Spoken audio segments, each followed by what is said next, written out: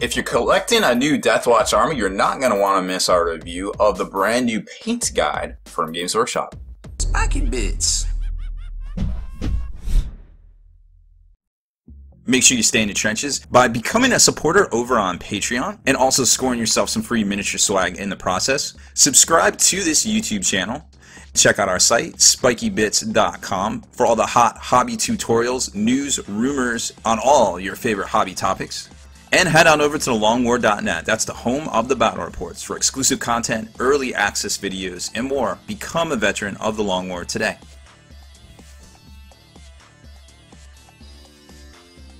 Alright, hobby maniacs, this is what it's all about. This is a great little paint guide from Games Workshop. It's a 32-page supplement, and I can't say enough good things about it. I'm really impressed by it. So, you know, like, back in the day when I learned how to paint back in the day. I can't believe I'm saying that. Well, there was no internet. There was no paint guides. I mean, you had to spend 30, 40 bucks for like a big book from Games Workshop to even learn how to paint. There were, you know, you had to learn from somebody, and, you know, generally dry brushing blew your mind at first. And now we've got the internet. We've got all these great painting guides and stuff, even, you know, YouTube videos, all sorts of stuff. The resources are literally endless. And, you know, you always see these people that pop up online like, hey, I've only been painting for four months, and you like amazing looking stuff. But, you know, they did the research. They worked those paint muscles out. And stuff like this is a great, you know, way to help in, you know, up your hobby game basically when it comes to all that. And, you know, it's only $10. I think it's a great value. You know, first of all, just because the lavish full color layouts and like the how-tos and, you know, like all the paint recipes and, you know, just basically the step-by-stepness of it. Now, Games Workshop used to be notorious for, they would mix colors in between, and it would be so frustrating because the stuff would not look right. But nowadays, it seems like the only thing that's frustrating is, you know, when they list colors on the back of the box, and that's, you use those same colors, and it's not exactly how the model comes out through no fault of your own. It's just not how the model comes out, because those might not be the exact colors, etc., which we've seen on one of the videos here on Spiky Bits as well. But, you know, just having that resource or getting pointed in the right direction is kind of worth it, in my opinion, too, you know. So, like I said, great little guide. 32 pages, but I like how it's broken down. Like, they don't show you like specific, hey, paint this, and then we like kind of like the paint splatter articles from the White Dwarf back in the day, right? Well, I say back in the day again, it was just last month. Like, we don't even know, are we going to see paint splatters again? I don't know. I enjoyed the paint splatter, but it would go down and be very specific. Well, we're going to paint armor, and here's step 1, here's step 2, here's step 3, here's step 4.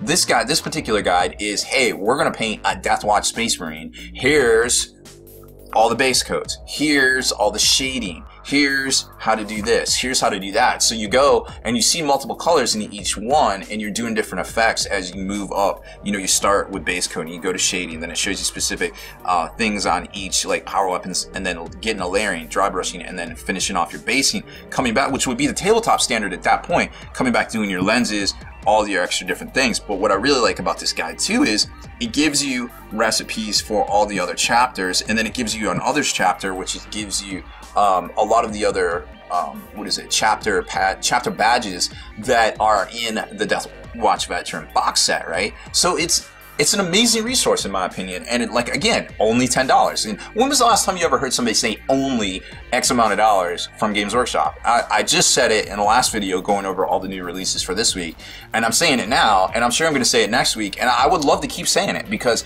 it's a great precedent to set when your perceived value for your product is, you know, one thing, you know. So let's jump right into it. I'm not going to show you all the pages because, well, that might be illegal, but I do want to show you some of the highlights here. So you got the paints required, so it gives you, you know, boom, boom, boom, all the stuff that you might need. Now, I also mentioned in the last videos that if you're looking for, Thunderhawk Blue, that's a little bit hard to find. It's technically discontinued. So not every store may have it, or stores might have it and have not discontinued it, which means it might have been on the shelf for a while, so be careful there. They don't say it in here, but Baer Blue is another color that they list on the back of a lot of these boxes. It's an edge paint, so it's special order in most cases, so be aware of that. As far as the rest of the colors go, they all look to be, some of these are the dries, they all look to be stuff that is still standard and able to be purchased generally at most stores, including the GW stores. So they start out telling you there's two different approaches, which is always the dry brush or the layer version.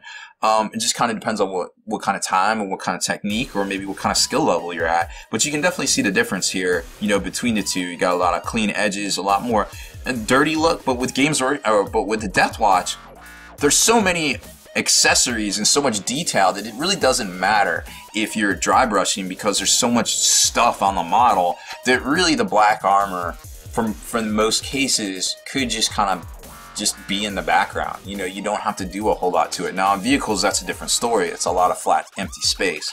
So be wary there. So like I said, they start with the Deathwatch model. They say base coat, and they're like, all right, we're going to base coat everything here. And they go from the metals to the reds on the bolter to your pads, you know, all that stuff right there, right? And then skips to the next step where it's like shading, and they're like, all right, cool, now we're going to go back, now we're going to take it up a notch on all these things. And then it goes into edging, which I think was done with, like on the red, layering, excuse me, so which was done with the Evil Sun Scarlet, and they kicked it up to Fire Dragon Bright on the bolter, so you can kind of get where they're going with this, which I really liked it. And then they go into specific effects and all sorts of things. They jumps over to the chapters, which I super like. Doing these robes is always super difficult, so it's really nice to see a tutorial on that particular one here.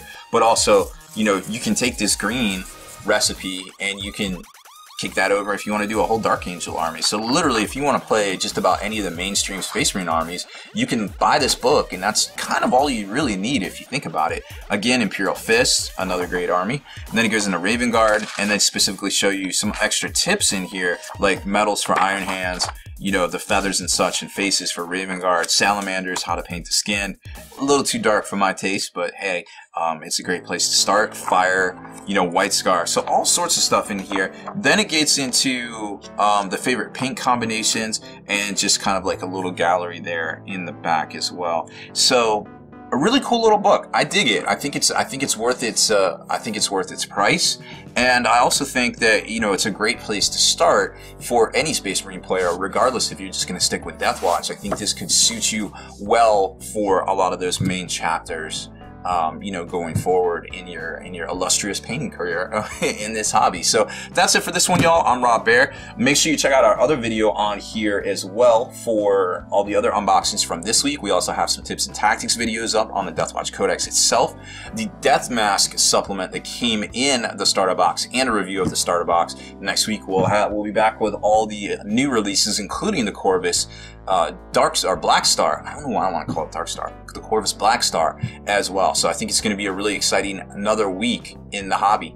Deleted scenes, bonus content, and all the interviews and post-game wrap-up videos can be located in the Hall of Veterans on thelongwar.net. Visit thelongwar.net today and try a week completely free with no strings attached. That's not all. Thelongwar.net is also your hobby resource for exclusive early access with an ad-free experience to all your favorite videos. Members of the Hall of Veterans gain early exclusive access to multiple hobby videos.